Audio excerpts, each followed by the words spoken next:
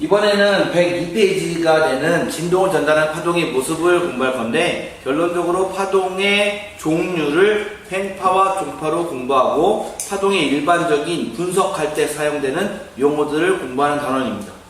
먼저 파동의 종류는 횡파, 종파로 구별하는데, 횡파와 종파를 구별할 때는 기준이 무엇일까요? 기준은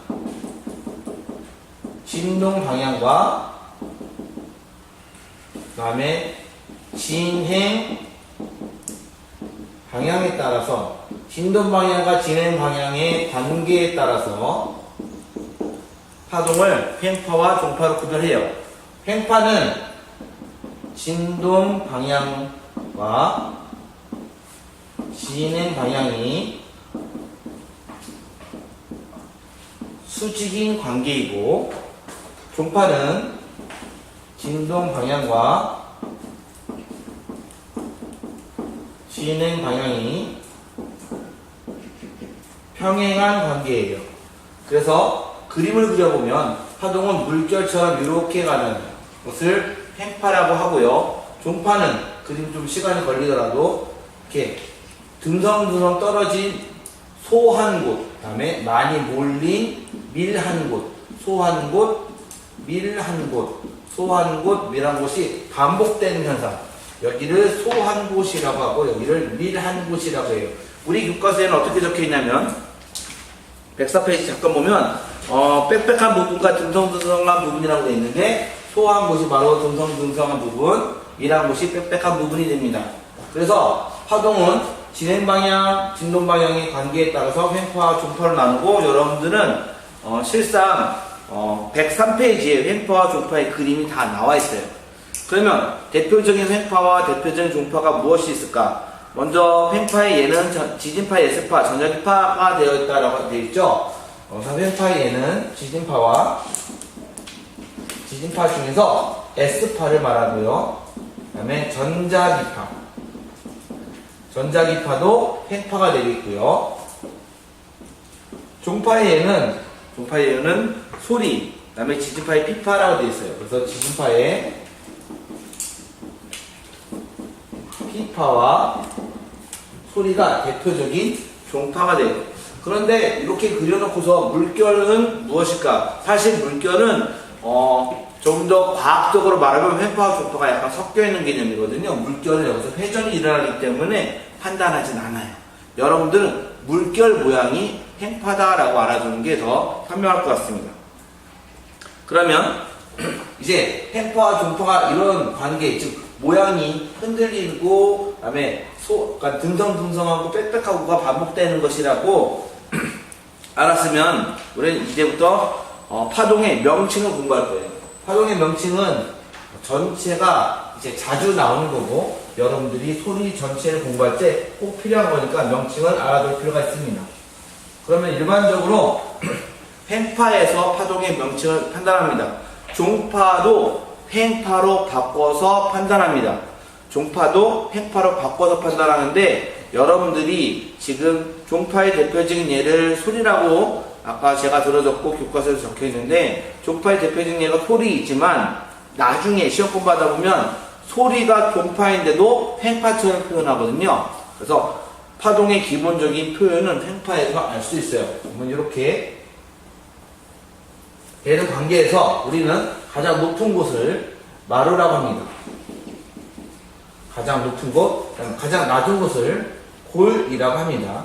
그리고 흔들리지 않았다면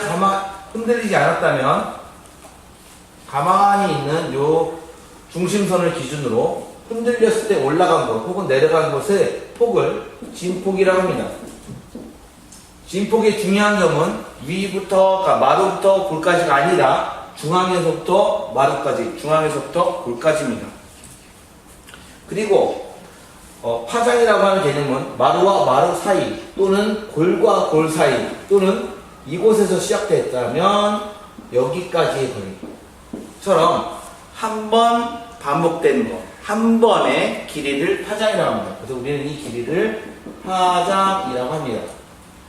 그 다음에 용어가 이제 주기와 진동수라고 하는 용어가 있는데, 주기는 한 번 반복하는 시간을 말하고요. 진동수는 1초에 반복하는 수를 말해요. 그래서 주기와 진동수를 곱하면 1이라는 답을 얻습니다. 그래서 주기와 진동수의 대표적인 예를 이 용어와 섞어서 예를 하나 예제를 풀어볼 테니까 한번 여러분들이 먼저 계산부터 해보시면, 어떠한 곳에서 파동이 됐는데, 지금 이 파동의 모양을 봤더니 이곳에서 시작한 파동이 이렇게 해서 한 번 반복되고 두 번 반복되는 것을 알 수 있어요. 그래서 우리는 파동의 반복이 2회라는 것을 알 수가 있고요. 길이를 주어주는데 제가 임의로 적으면 길이를 예를 들어서 10m라고 적어놓으면 한 파장 한 번 반복하는 길이는 5m가 되는 거죠. 왜냐면 두 번 반복해서 10m가 됐으니까 한 번 하면 5m가 되겠죠. 그리고 진폭은 여기서부터 여기까지 길이가 되는 거고요. 이제 하나 알아둘 점이 10m 동안에 여기서부터 여기까지 어떤 파동이 여기서 출발해서 파동이 여기서부터 이렇게 도착하는 데 걸리는 시간이, 여기서부터 여기까지 걸리는 시간이 4초라고 합시다. 4초. 그러면 걸린 시간이 4초라는 소리는 한 번 반복하는 시간은 2초라는 거죠. 왜냐면 두 번 반복한 게 4초니까 한 번 반복한 건 2초가 되겠죠. 그러면 한 번 반복하는 시간을 우리가 주기라고 했으니까 주기는 2초가 되고요. 주기와 진동수를 곱하면 1이 되니까 진동수는 2분의 1 또는 0.59, 단위는 HZ라고 쓰면서 헤르츠라고 했습니다. 그래서 이것이 파동에 대한 기본 내용입니다. 교과서 104페이지에 보면 진폭과 파장, 그 다음에 진동수, 주기, 각각의 단위인 헤르츠까지 나와 있습니다. 105페이지라고 보면 파동을 이렇게 파장, 그 다음에 진동수, 진폭, 주기 등으로 말하는 이유는 파동을 분석할 때 이런 숫자적인 으로 세거나 아니면 숫자화 시켜서 파동을 분석할 수 있기 때문입니다. 진폭이 크면 에너지가 크고, 지진 같은 경우 진폭이 크면 피해가 크다. 다음에 진동수가 많이 되면 많이 흔들리기 때문에 에너지가 많고, 라디오 같은 경우에 우리가 헤르츠, 즉 메가헤르츠나 킬로헤르츠 같은 말을 쓰고요. 여러 가지 현상을 전문적으로 파동에 관한 용어를 쓰기 때문에 여러분들이 주요 단어들은 꼭 알아두시기 바랍니다.